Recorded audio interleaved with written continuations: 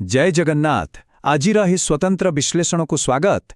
आमे समस्ते महाप्रभु श्री जगन्नाथंकर अनेक लीला और कहानी शुणीछे, किंतु आजी आमे एमिति एक विषय उपरे कथा हेबा जहा ओडिया आध्यात्मिक दर्शनर एक बहुत बड़ महाजागतिक रहस्य। ताहा हेउछि श्री जगन्नाथंकर 16 कला।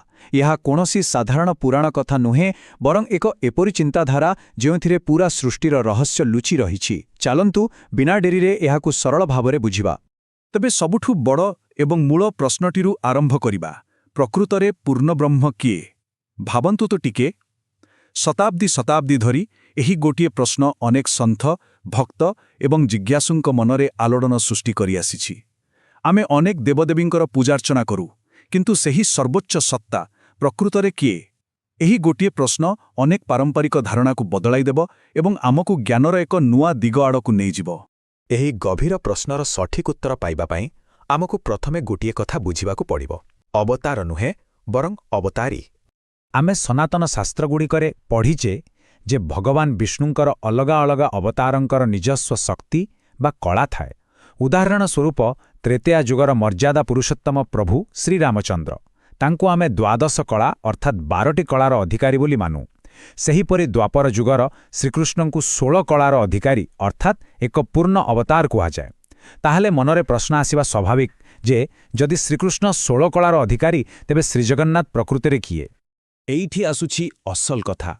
अवतारी शब्दर अर्थ कोन आपण जानंती? अवतारी हेउछंती सेही सर्वोच्च एवं संपूर्ण मूल उत्स जहांक पाखरु पृथ्वीर सबु अवतार जन्म नै थांती। अर्थात से निजे कोनोसी अवतार नुहंती, से हेउछंती सबु अवतार मानंकर सृष्टिकर्ता। महाप्रभु श्रीजगन्नाथ हेउछंती सेही स्वयं पूर्ण ब्रह्म। एही काड़िया शांत ही समस्त 16 कलार प्रकृत उत्स बा मूलाधार। वर्तमान आसंतु आध्यात्मिक गणितर एक बहुत इंटरेस्टिंग एवं रहस्यमय दिगकु देखिबा। 15 एवं 1 रहस्य। शास्त्र अनुसारे महाप्रभुंकर एही संपूर्ण 16 कलाकु मुख्यतः 2टी स्वतंत्र भागरे बंडा जाइछि। गोटिए पटे अछि 15टी कला। एही 15 कला सक्रिय भावरे विभिन्न अवतार रूपरे एही मर्त्यमंडलकु आसीथाए एवं धर्म स्थापनर कार्य करे। किंतु असल रहस्यटा लुचि रहिछि बाकी थिबा सेही गोटिए कला भितरे। सेही 16तम कलाटी हेउछि सबुठारु अधिक गुप्त। आउ एही 16तम कला विषय सबुठु आश्चर्यजनक कथा कौन जानिछंती? एहाकु जीवकला बा अलेख कला कुहाଯାଏ। खास कथा हेउछि एहा केबे हेले बाहर दुनिया को आसे नाही किंबा कोनोसी अवतार रूपे प्रकाश पाए नाही। एहा सबुबळे श्रीक्षेत्ररे सेही दारु ब्रह्म अर्थात काष्ठ निर्मित श्रीविग्रहक शरीर भितरे संपूर्ण लीन होई रहिथाए। एही अदृश्य शक्ति ही प्रमाण करे जे जगन्नाथ हेउछंती एकमात्र पूर्ण ब्रह्म। एही जटिल कथाकु टिके सहजरे बुझिबा पई गोटिए सुंदर पौराणिक कहानी उपरे नजर पकाइबा। श्रीकृष्णंकर नीलाचल यात्रा। कथाटी हेउछि द्वापर जुगर। द्वारकारे थरे श्रीकृष्णंकर अष्टपाटवंशी राणी एवं गोपीमानंकर मनरे हठात गोटिए विराट प्रश्न उठिला। सेमाने निज निज भितरे ठीक सही प्रश्नटी आलोचना कले जहा आमे आरंभरू कहूथिलु जे आम सामनारे थिबा एही श्रीकृष्ण कौन सर्वोच्च? प्रकृतरे सेही पूर्ण ब्रह्म किए? प्रियजनमानंक मुहारू ए कथा शुणी भगवान श्रीकृष्ण केवल टिके स्मितहास्य देले। मुहरे किछि न कहि से समस्तंकु साथीरे धरी सीधा बाहरिले नीलाचलधाम माने आम पुरी अभिमुखे। सेठी श्रीमंदिरर रत्नवेदी उपरे विराजमान सेही अपूर्व दारु ब्रह्म कलाश्रीमुखंकु देखाई कृष्ण कहिले, देख तुमे माने मोते जेउ 16 कलार अधिकारी बोली मानुछ तार प्रकृत आदिम उत्स हेउछंती एही श्रीजगन्नाथ, सेही मूल ठिकाणा। एइठी महापुरुष अच्युतानंद दासंक रचित मालिकार गोटिए बहुत पावरफुल लाइन मने पड़ुछि। 16 नाईरे से प्रभु जगन्नाथ, अंश कलारे से नर रूपवंत। माने कथाटा पूरा क्लियर। संपूर्ण 16 कला केवल जगन्नाथंक पाखरे अछि, आउ पृथ्वीरे जन्म नेउथिबा बाकी सबु नररूपी अवतार हेउचंती तांकर केवल गोटिए गोटिए अंशर प्रतिरूप मात्र। अच्छा, एबे तो मनरे निश्चय उत्कंठा आसुथिबो जे शास्त्ररे एही 16टी कलार प्रकृत नामगुड़िक कौन दिया जाइछि। आसंतो देखिबा 16 कलार पवित्र नाम।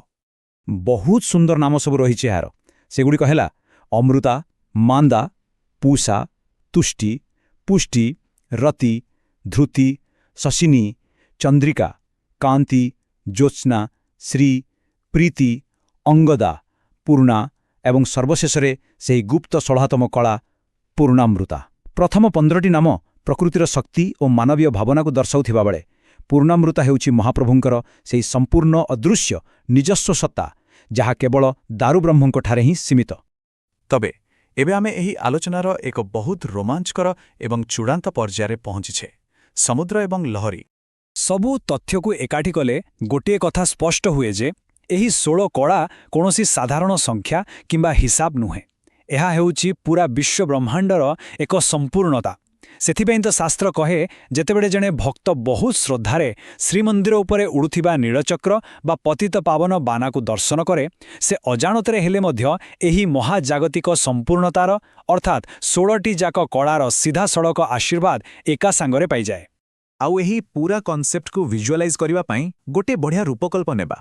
ଭାବନ୍ତୁ, ମହାପ୍ରଭୁ ଶ୍ରୀଜଗନ୍ନାଥ ହେଉଛନ୍ତି ଏକ ଅସୀମ ବିଶାଳ ସମୁଦ୍ର, ଆଉ ବାକି ସମସ୍ତ ଅବତାର ହେଉଛନ୍ତି ସେହି ସମୁଦ୍ରରୁ ଉଠୁଥିବା ଲହରୀ ଭଳି।